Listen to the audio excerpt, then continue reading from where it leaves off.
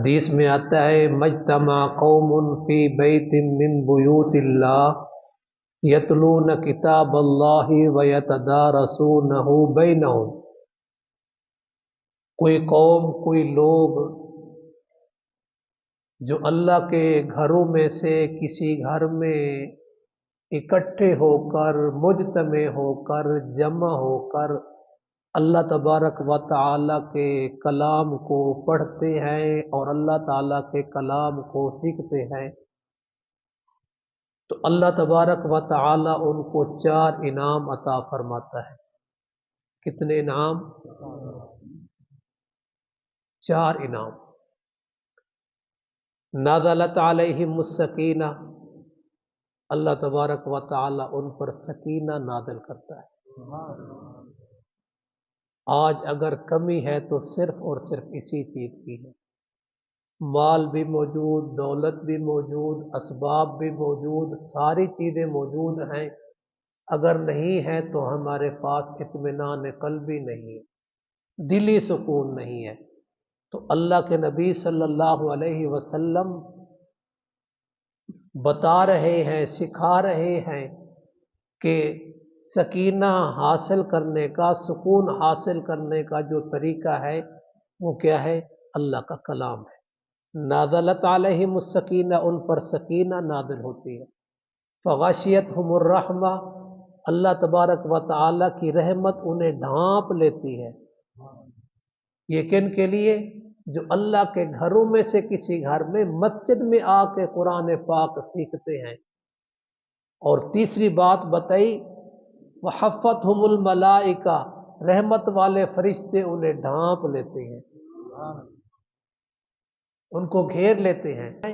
اور چوتھی چیز فرمائی وذکرہم اللہ فی من عندہ، ایسے لوگوں کا تذکرہ اللہ کے ہاں ہوتا ہے۔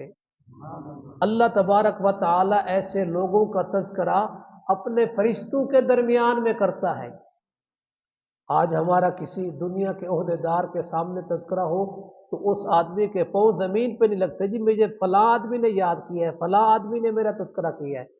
یہاں خالق کائنات، مالک کائنات، دو جہاں کا، ساری کائنات کا رب، ساری کائنات کا پالن ہار اس کا تذکرہ کر رہا ہے۔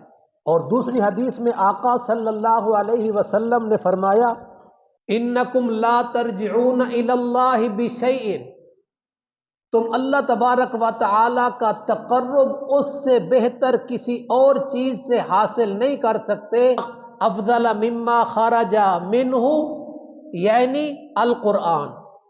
جو چیز اللہ کے اندر سے نکل کے آئی ہے نا، اس سے بہتر کسی اور چیز سے اللہ کا تقرب حاصل نہیں ہو سکتا۔ پھر آقا صلی اللہ علیہ وسلم نے فرمایا یعنی القرآن، وہ قرآن مجید میں ہے۔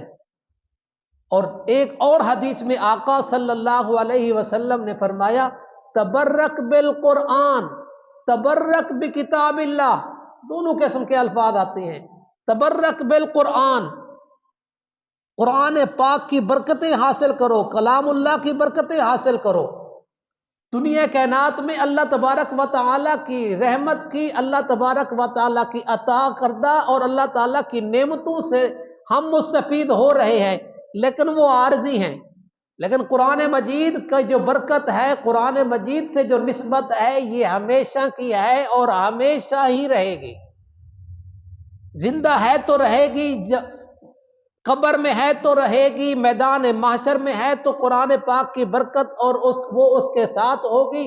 جنت میں چلا جائے گا تو وہاں بھی کلام اللہ ہوگا، کبھی اللہ پاک خود کلام اللہ کی تلاوت کر رہا ہوگا، کبھی اللہ کے نبی صلی اللہ علیہ وسلم کتاب قرآن مجید کی تلاوت کر رہے ہوں گے۔ جنت میں بھی اللہ تبارک و تعالی اپنا کلام خود سنائے گا۔ اب تو ماشاءاللہ بیٹھنے والے ساتھی ہیں، اب تو کہہ دو، پہلے جانے والوں کہتا تو شاید ان کی وہ شاید اپنی انسلٹ سمجھتے۔ قرآن مجید کے درس اور کلاس کو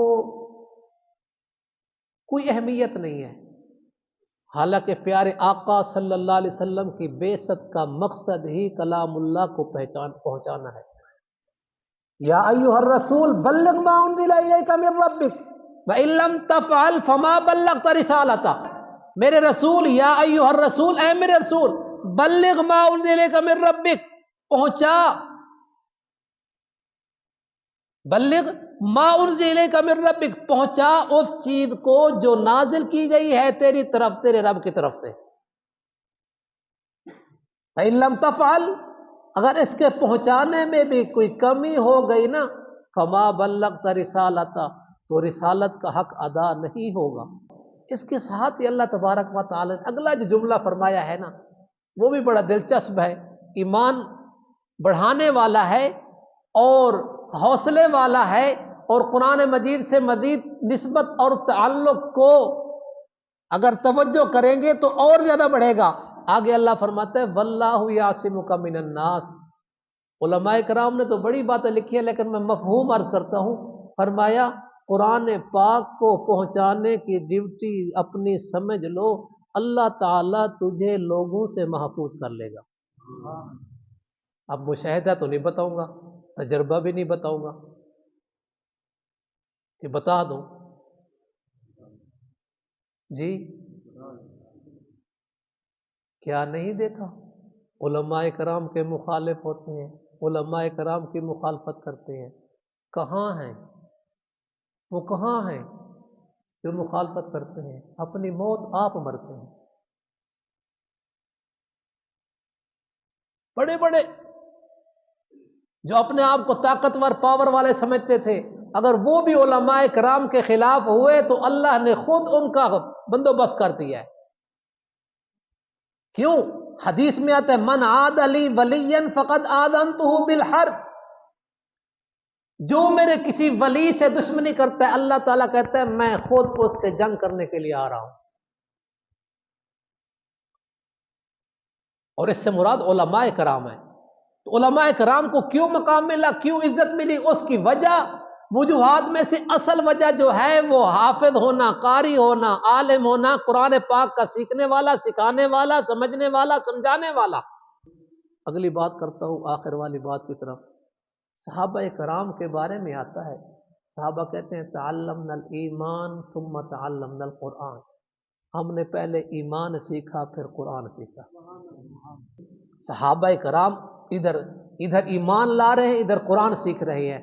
کل کے درس میں بتایا تھا، ایک صحابی آئے، ایمان لائے، ایمان سیکھا، اور اس کے بعد فوراً آقا صلی اللہ علیہ وسلم نے اس کو کہا سورۃ یوسف سیکھو، سورۃ یوسف کو یاد کرو، سورۃ یوسف پڑھو۔ اور یہ سورۃ یوسف کے نزول ہونے کی، سورۃ یوسف کے نازل ہونے کی ایک وجہ علماء کرام نے یہ بھی لکھی ہے کہ صحابہ کرام کے دل میں جستجو پیدا ہوئی، صحابہ کرام کے دل میں خیال آیا کہ یا رسول اللہ یہ لوگ قصے کہانیاں سناتے ہیں، اس زمانے میں بھی قصے کہانیوں کا بڑا عروج تھا، بڑے قصے مشہور ہو چکے تھے۔ تو نبی صلی اللہ علیہ وسلم کے صحابہ میں دل میں خیال آیا یا رسول اللہ ہمیں بھی کوئی ایسا قصہ سنائیں جو لمبا ہو، جس میں عبرتیں ہوں، جس میں نصیحتیں ہوں، جس میں ایک دلچسپ واقعہ ہو۔ جب صحابہ کرام کے دل میں یہ تمنا پیدا ہوئی، اللہ تبارک و تعالی نے سورۃ یوسف نازل کر دی، اور اس کو کیا کہا؟ نحن نقص علیک احسن القصص، سونے قصوں میں سے سونا قصہ، قصوں میں سے سونا قصہ وہ ہم نازل کر رہے ہیں۔ اور یہ قرآن مجید میں پہلا واقعہ ہے، پہلا قصہ ہے جو مکمل ہے۔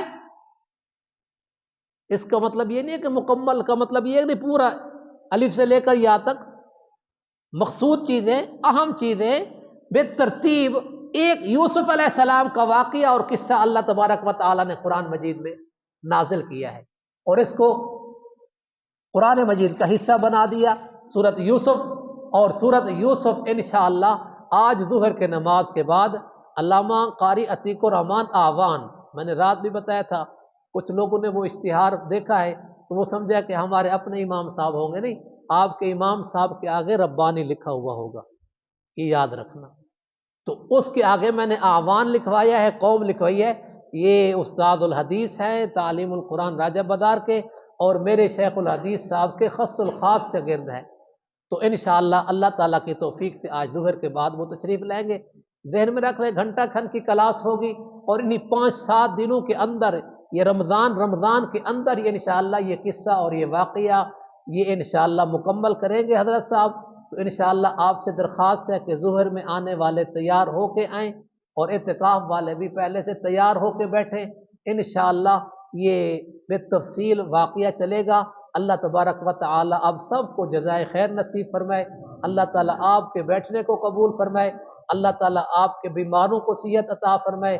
اللہ تبارک و تعالی جو آپ کے ٹون والے حرمین شریفین میں پہنچے ہوئے ہیں، انسپکٹر نذیر احمد صاحب، فہیم بٹ صاحب، ابھی کچھ نام ذہن میں اچانک نہیں بھی آتے، اور آج حاجی یونس صاحب بھی انشاءاللہ کسی ٹائم پہنچ جائیں گے۔ اللہ تبارک و تعالی ان کی دعاؤں میں بھی آپ کو شامل فرمائے۔